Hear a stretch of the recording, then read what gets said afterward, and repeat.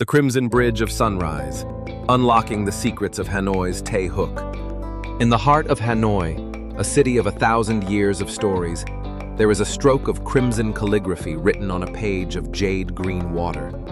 It is not made of ink, but of wood and spirit. This is Thê Húc Bridge. We often think of bridges as simple connections, a way to get from point A to point B.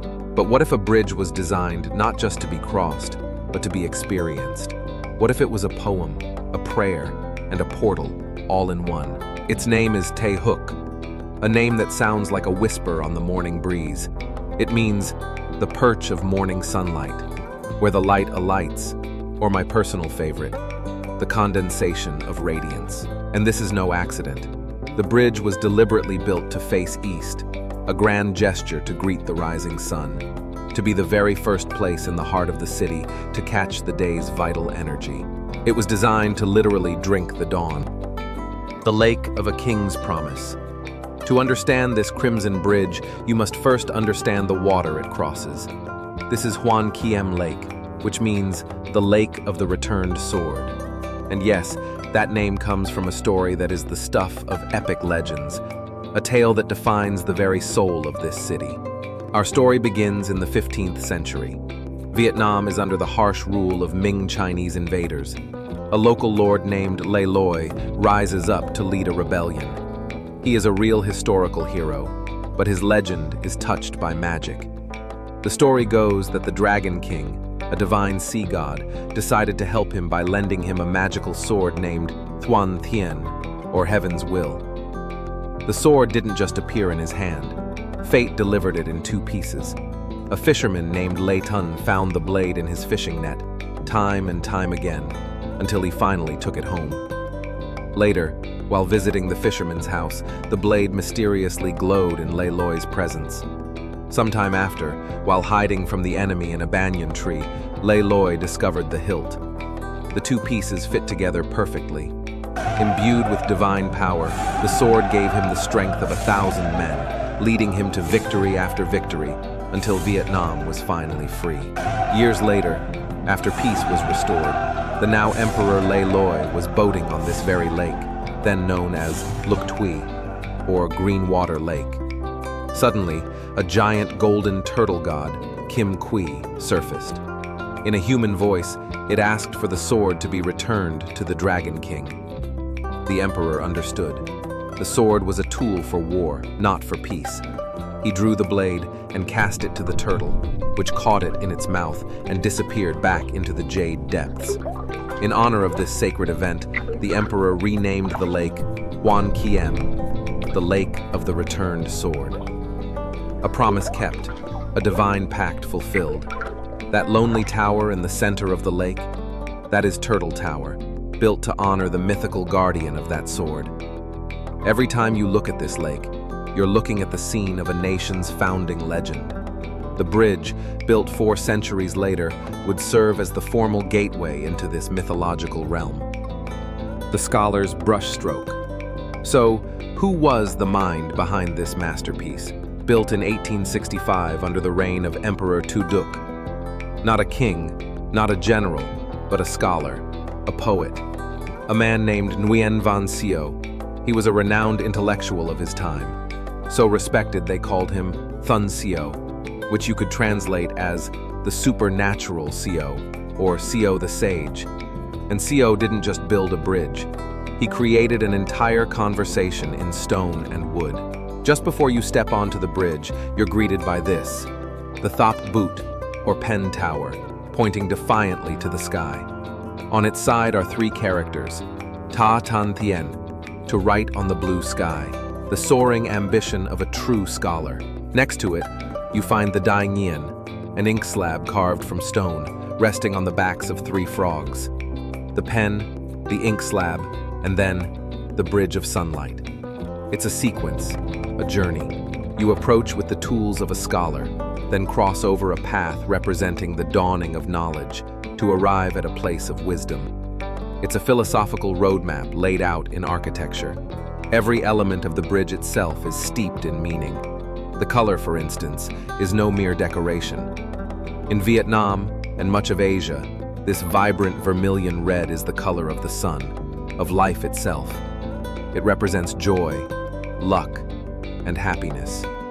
It's a bridge painted with pure optimism, and its shape, a gentle, elegant arc.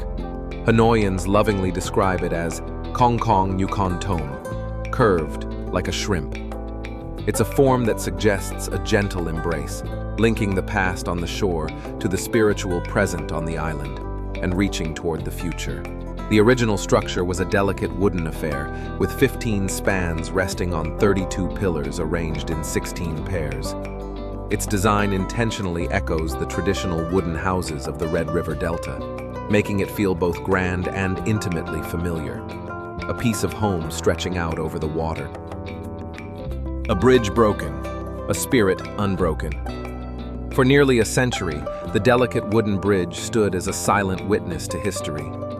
But its deep connection to the people would, ironically, be its undoing. The date was New Year's Eve, 1952. In Vietnamese culture, the first day of the Lunar New Year is a time for visiting temples to pray for luck. That night, a massive, joyous crowd of worshippers flocked to Ngọc Sơn Temple, their hopes and prayers for the coming year carried with them across the wooden planks. The old structure, weakened by time and a lack of wartime repairs, was simply overwhelmed. Under the sheer weight of so much devotion, a span of the bridge gave way and collapsed into the lake below. It was a moment of shock and chaos, but miraculously, though the bridge fell, no one was killed. It was as if the spirit of the lake itself cushioned their fall. But Hanoi would not be without its Crimson Heart. The city's mayor at the time, Tum Hoang Tin, ordered it rebuilt immediately. The new bridge, designed by architect Nguyen Ngoc Diem, rose from the same spot, but with a crucial change. The foundations were now cast in concrete, a symbol of new strength and endurance. And they did something wonderful. They gave the new bridge an even more pronounced, more graceful curve than the original. A spirit not just restored, but enhanced. The bridge was reborn, stronger and more beautiful than ever, crossing into the Jade Mountain. So, let's cross. With every step on these wooden planks, you can feel the hustle of the city fall away, replaced by a quiet reverence. You are walking on sunlight, leaving the secular world behind and entering the realm of the Jade Mountain. The bridge leads us here, to Den Ngoc Sơn, the temple of the Jade Mountain. And this isn't a temple dedicated to just one faith.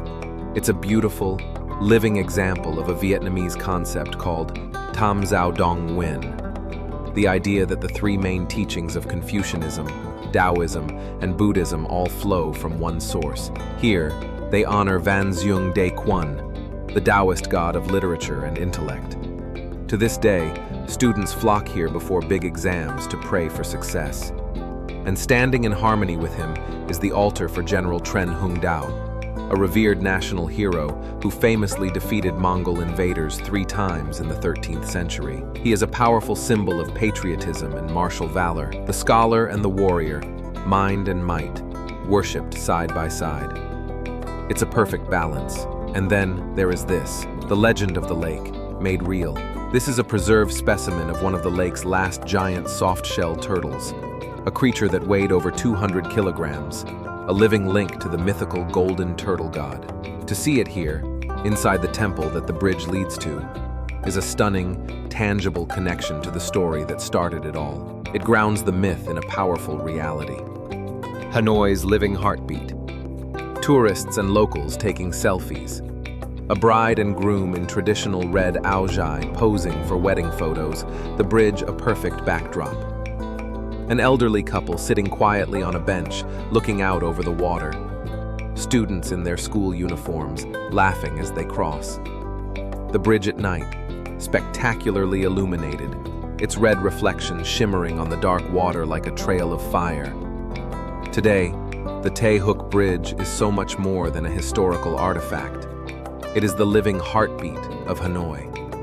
It's a backdrop for first dates and wedding photos, a stage for quiet contemplation, and the city's most elegant runway for the traditional Vietnamese dress, the ao dai. It has survived wars, an act of arson, a dramatic collapse, and the relentless march of time. It has welcomed scholars, heroes, and millions of hopeful visitors. It was built to catch the morning sun, but in doing so, it has captured the very soul of Hanoi. A simple footbridge? Hardly.